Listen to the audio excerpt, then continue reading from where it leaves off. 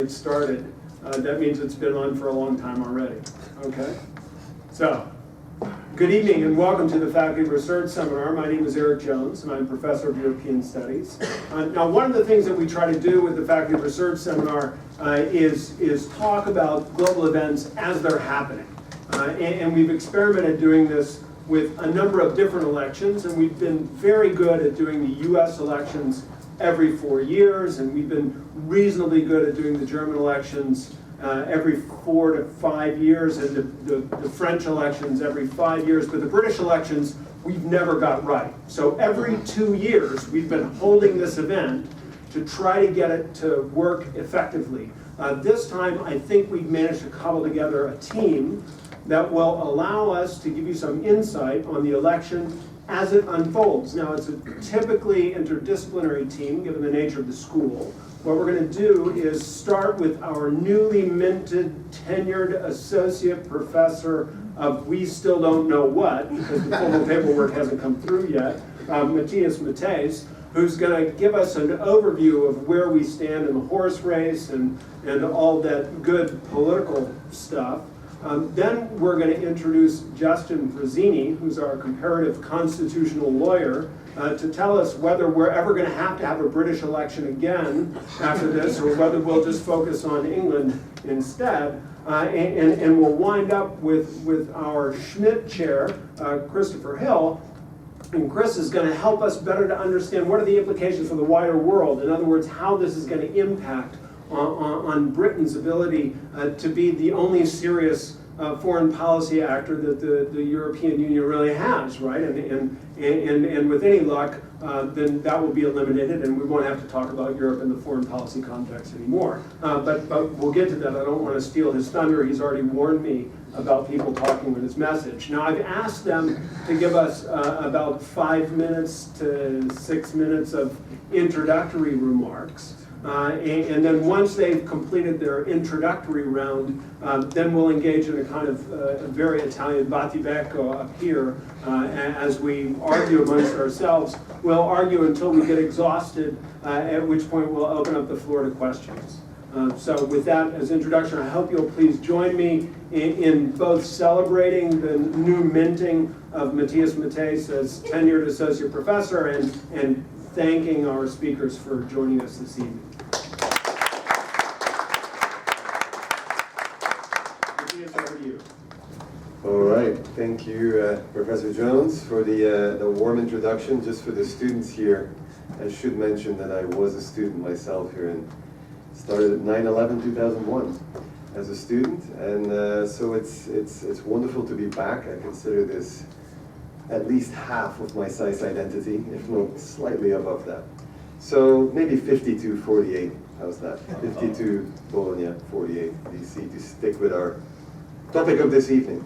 So I started my career studying the UK and crises in the UK and how they were manufactured often, and how politicians used and abused certain ideas to push through their agendas. But that was 10 years before Brexit, so I have a kind of beautiful case here to study. So anyway, without further ado, Erik has given us 5 minutes, so I've prepared 5 slides with 5 main points, I think, for you all to remember about this election. Number 1 is this slide. I think that's kind of where we are, the FT poll tracker. The main takeaway from this slide is, for those of you studying comparative politics, is Duverger's law.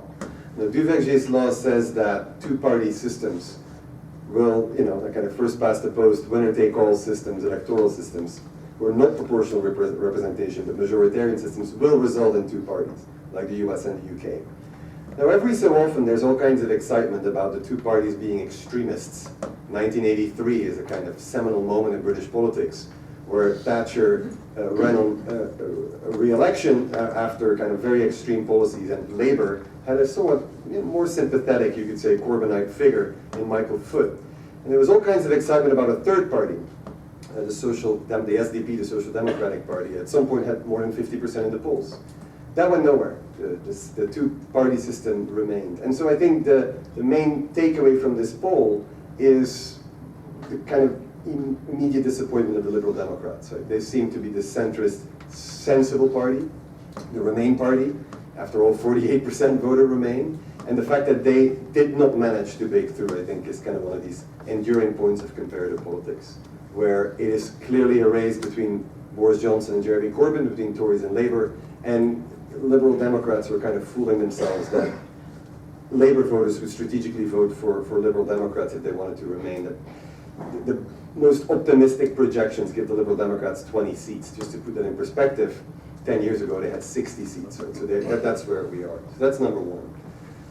Number two, I think, is the shadow of Brexit that hangs over this election, the second election after the Brexit referendum in June 23rd, 2016.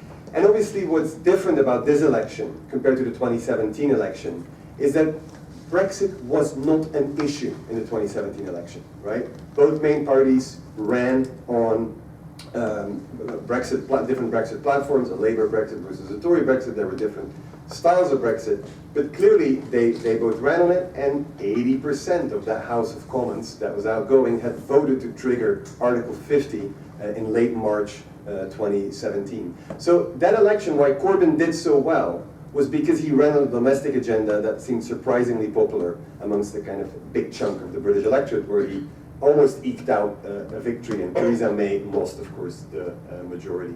So what's important, I think, about this election and what's important about the Brexit vote, that these identities stick, right? So if you look at this particular graph, you see that the Brexit identity is much stronger than any political party identity, right? So they're not strong Tories, they're not strong Labour anymore, but they are strong Leavers or strong Remainers, right? And that's something that's remained. And it's something kind of extraordinary to see. It's broken up families, it's broken up couples. There's a real schism there. I mean, the only equivalent I can think in modern European history is the Dreyfus Affair in France, where literally people stopped talking to each other and they had separate dinner tables and things like this, right? So Brexit has kind of caused something very similar, where again the party political identity is gone, but the Leave versus Remain identity has stuck. Third point is, and I think this closely relates to my earlier point about this being a Brexit campaign, right? This is now an election where if you want to have the vaguest chance of remaining, you have to vote for Jeremy Corbyn. He's still going to go back to Brussels, he's still going to go and renegotiate a better Labour Brexit, supposedly a customs union deal with environmental and labour and safety standards and things like this. But that being said, there is Brexit fatigue. It's not just myself, and I trust my colleagues at the panel, and I trust many of you, right?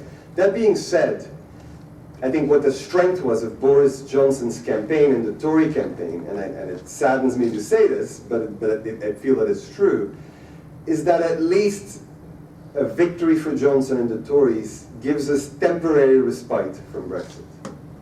6 months, maximum. Ideally, really 3-4 months.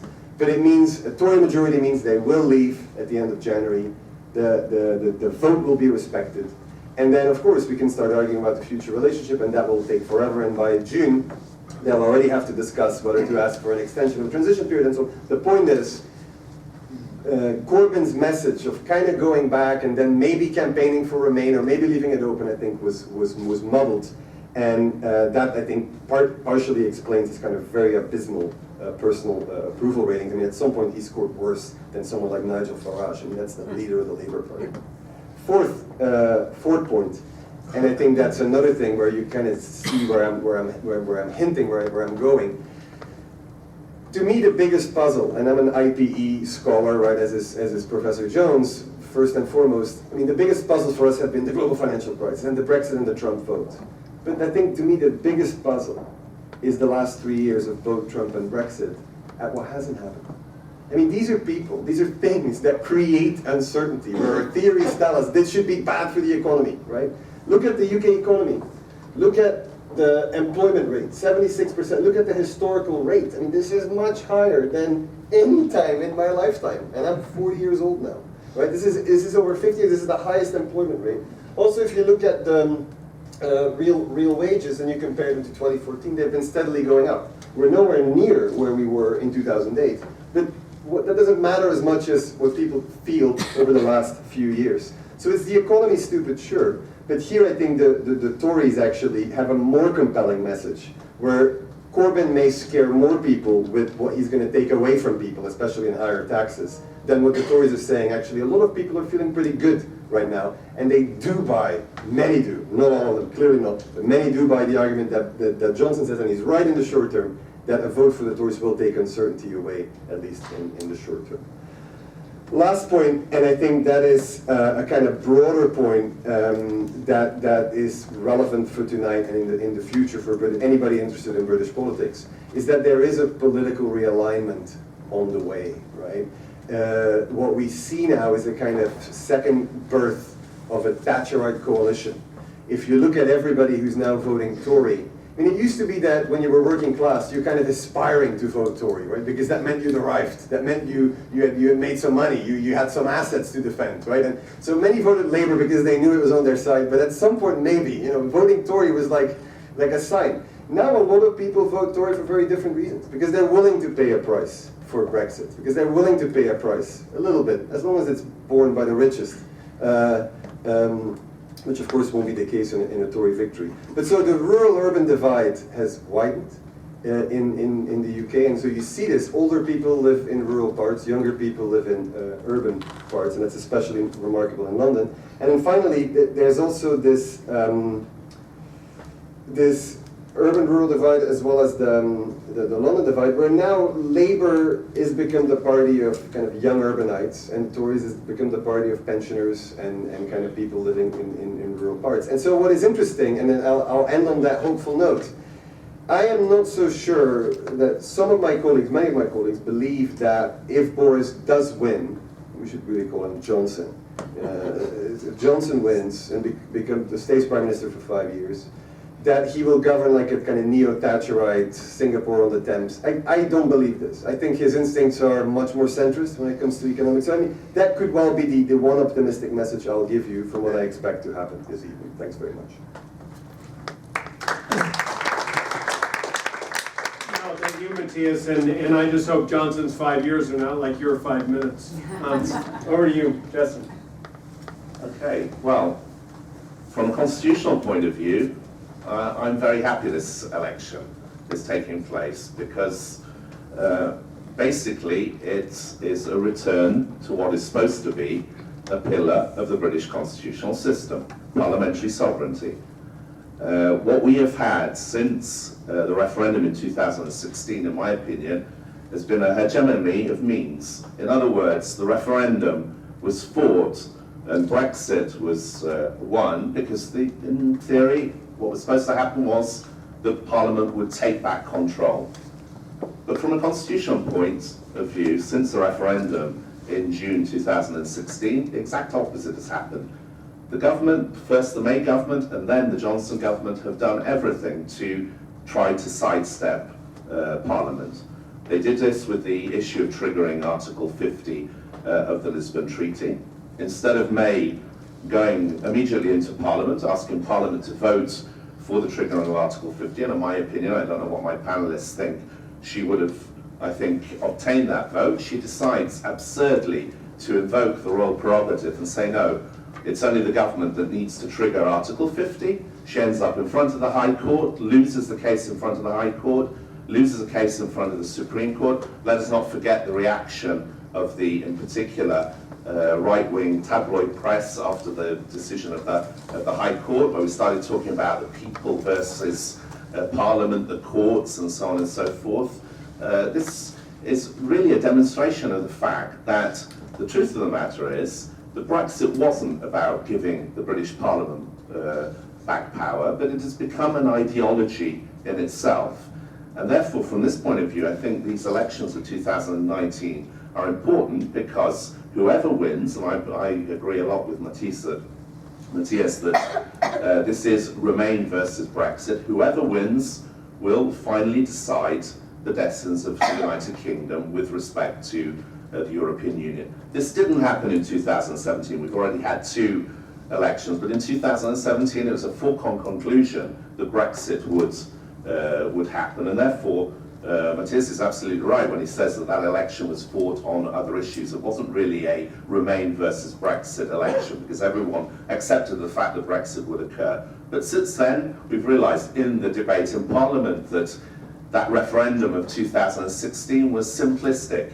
This idea of simply saying in or out, it's not as simple as that. After 40 years of the United Kingdom being part of the European Union, being able to leave such an organisation from a legal perspective is extremely complicated, as we've seen with the EU withdrawal bill and so on and so forth. May's decision in 2017 to go to the polls, of course, was an enormous mistake.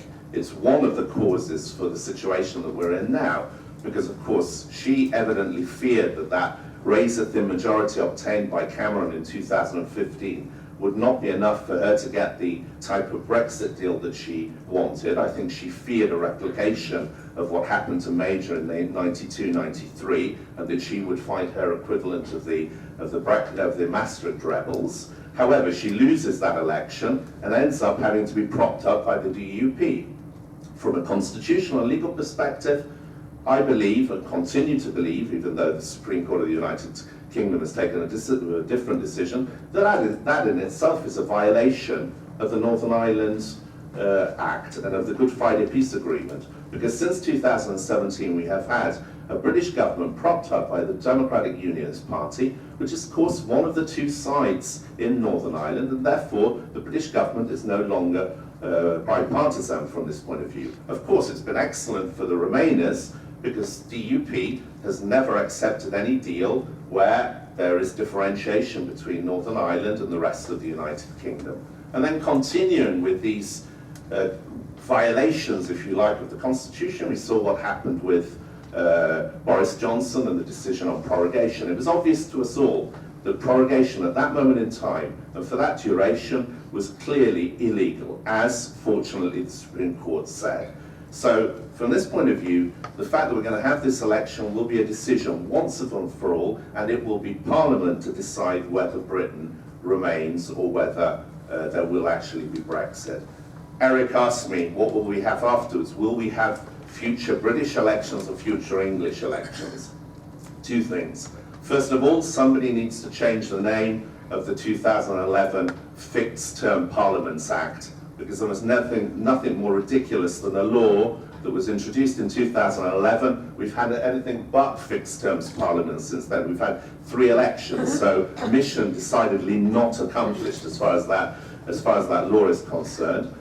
My forecast, obviously, these are my 2 cents on what will happen. If Johnson wins the elections, most probable scenario, I think we're probably, the United Kingdom has its days counted, because I think Scotland will have another referendum on independence, and this time probably the independent side will win, although there are still issues with regard to Scotland's position with the EU, because of course it depends when they hold that referendum, because in 2014 one of the reasons why that the independence movement was defeated was because a lot of Scottish people were worried about the fact that Scotland would leave the EU, because Britain, this is paradoxical, as the successor state would have remained, the rest of the United Kingdom would have remained in the EU. And then there is the issue of Northern Ireland. Here, I have to say that Johnson in the last 10 days has said a series of porky pies, because it's not true that goods going from Great Britain to Northern Ireland will not be put under some sort of control as far as his deal is concerned. He has sold out Northern Ireland from this point of view. He's made a political choice after the DUP, together with the European Research Group, have been together to defeat May on 3 different occasions. In the end, he decided, right, the best way to get a deal was to basically give up Northern Ireland. And obviously, rightly so, the DUP is very unhappy about this, because the Northern Ireland now has, will have a special status within the constitutional system of the United Kingdom. And I think in the long run, this will lead to a breakaway of the Northern Ireland from the rest of the United Kingdom. And maybe at a certain point also, because of the demographics that are changing, the reunification of Ireland. At that point, we will probably also see Wales break away. So I end on a less optimistic note. This is, of course, if Johnson wins. If the other side win, it's difficult to establish who has won, and that's maybe for the debate. Thank you.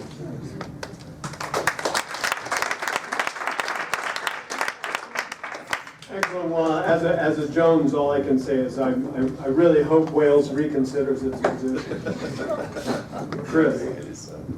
Thanks very much. Well, as somebody who does live most of their time in the United Kingdom, indeed in England, and who spent therefore most of the last 3 and a bit years agonising about these issues, I thought there was nothing I had to hear which would be new, but actually from my colleagues I have heard a few interesting things, so I hope we're going to have a good debate. I mean, my brief is to talk about the international ramifications. I'll shorthand that by talking about Britain's foreign policy. But there are just a couple of things in immediate reaction I'd like to say. I don't actually completely agree that this is just a Remain Brexit election. I think from talking to a lot of people, not only are they very fed up with Brexit, but they have other concerns, which are to them quite serious. And that leads me to the second point where I quarrel a bit with Matthias, where I don't think actually everybody is feeling that things are good. I think there are a lot of people that think, partly because of Brexit, but also because of other things that have been going on with 10 years of austerity, that they have very considerable problems to encounter. That doesn't mean to say that they're going to vote for the opposition to the government, far from it. I mean, one of the most remarkable things about this situation is that we have a government that's been in power effectively, Conservative parties in 2010. It could win a fourth successive victory, which would be pretty unprecedented in British politics. It's got a 10-point lead in the polls. Well, somebody said it was down to 4, I don't doubt that. You know, and the opposition party is in disarray. Well, it's the Labour Party, it's often in disarray, so perhaps that's not completely surprising. But it's still quite an extraordinary state of affairs. Okay, let me get down to my brief, which is about the international foreign policy side. In one sense, this election has been all about foreign policy, because Brexit is ultimately about our relationship with our region, our neighbours, our erstwhile partners, and it's also about our conception of ourselves in the world. You can't just think of what Britain is without taking some account of its relationships with not only our immediate neighbours and allies and so on, but our sense of ourselves and our historical trajectory. And that has always, our sense of ourselves, the identity issue, has always been deeply influenced, sometimes for good, sometimes for bad, by our past history as a great power and indeed as an imperial power. And Justin has talked about the possible breakup of the UK. I think it is slightly apocalyptic, but because it's not absolutely clear there will be a referendum, even if the Scots Nats push for it. But if it happens, or even if there is a tremendous political row about it, the ramifications for our relationships with the outside world and images that people have of us in the outside world, of course, will be quite dramatic. On the other hand, so on the one hand, this election is all about foreign policy. It's just foreign policy that dares not speak its name. In the other sense, foreign policy has never entered the debate. It's hardly ever been about classical issues of foreign policy and the important issues of current international politics, many of which are extremely serious and in which Britain is implicated. I spent a bit of time the last few days looking at the party manifesto. It's never a happy thing to do, but you know, it's a professional duty. And they do all say something about Britain's international role. Most of it absolutely cliche-ridden, of course. The Tories emphasise the importance of getting Brexit done, and once that is done, then it will unleash Britain's capacity to be a buccaneering, once again, independent force in global politics, whatever that means. There are going to be a whole lot of issues about trade deals to be negotiated, but also actually political and military relationships which will come into question, which they don't appear to want to get into the detail of. Labour emphasises that if it comes to power, it will pursue a new internationalism. This looks actually quite like the old internationalism as far as I'm concerned. Labour and indeed the left has always had a problem with how it squares domestic values with the conduct of international relations, and it does that. It has done that historically, mainly by emphasising the United Nations and human rights. It's grafted climate change onto all that. Everybody talks about the rule-based liberal international system.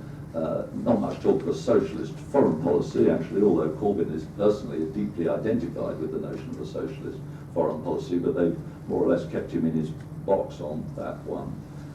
And they have said in various fora that they will call out Trump and see him explicitly as a danger to that liberal rules-based system, which the Conservatives obviously haven't wanted to do. They've also said they will probably introduce a War Powers Act to give Parliament more explicit control over taking military action, and that they will ban arms sales to countries, or in dictatorships possibly, but countries certainly involved in oppressing their own citizens. The Liberal Democrats, well, it's Europe, Europe, Europe, and fair enough. They've been very consistent about that. They believe in the force multiplier of the European Union for British foreign policy, that it can't do much on our own, and therefore we have to find some way of scaling up our influence, and also, although they don't often say it, having cover and an alibi for anything that proves to be difficult in our relationship with the three great powers. They also said they would continue the nuclear deterrent, but only at a minimum level. And obviously they think that if Brexit happened, it would damage our foreign policy greatly. There's consensus among the parties on 2% of GDP on defence. The Tories say they'll increase it by 0.5% every year, I think, if the funds allow. Labour doesn't say that. They're all in favour of 0.7% of GDP going on overseas development aid, which is interesting because a lot of Tories actually have moaned a lot about that.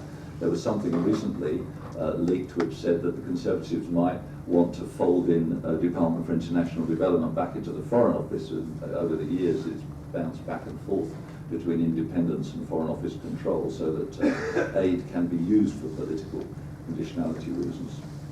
But aside from those minor details and fairly predictable consensus, there's been no serious discussion in the campaign outside think tanks like Chatham House of the implications of Brexit for UK diplomacy and our place in the world, which are actually very significant. I mean, in my own writings, I've tried to stress how we will inevitably be out, if Brexit occurs, we will be outside the room of European foreign policy coordination, despite the fact that, as Theresa May said in her September 2017 position paper, we have a very strong interest in a very special and close partnership with the European Union countries, our partner countries, on foreign and security policy, because security now covers internal security as well as traditional defence policy aspects. And so they don't want to give up that at all.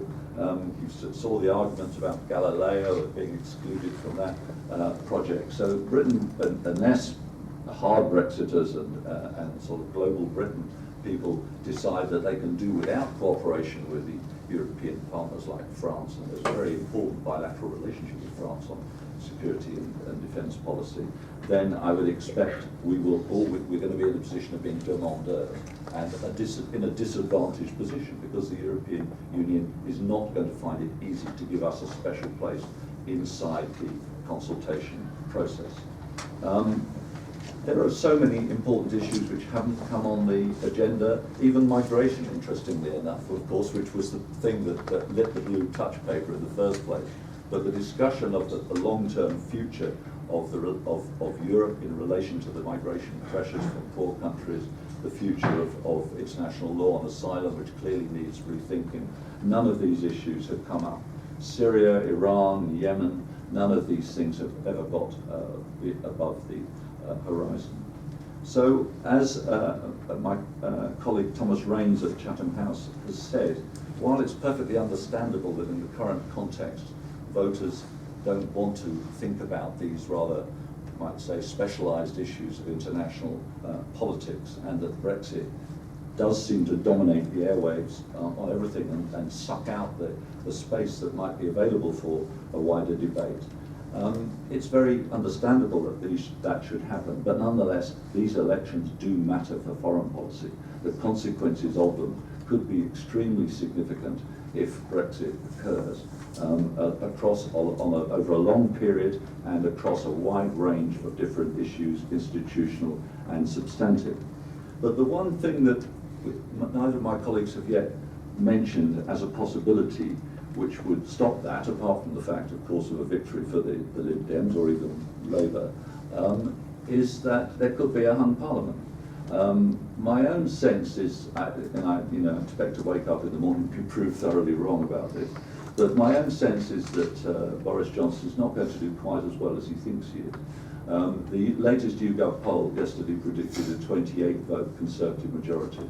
That is well within the margins of error for coming down to 0 or even slightly minus figures. If there is a hung parliament, the only way forward that I can see is actually another referendum.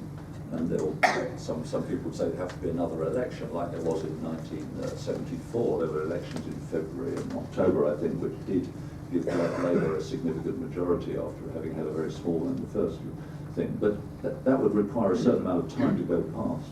I think a referendum would become almost inevitable, and that then does open still the possibility to remain. Well, Chris, I'm glad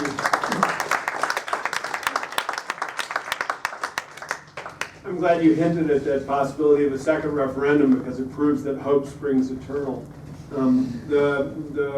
This closes this part of our proceedings, at which point they can turn the camera off and our speakers can say what they really think.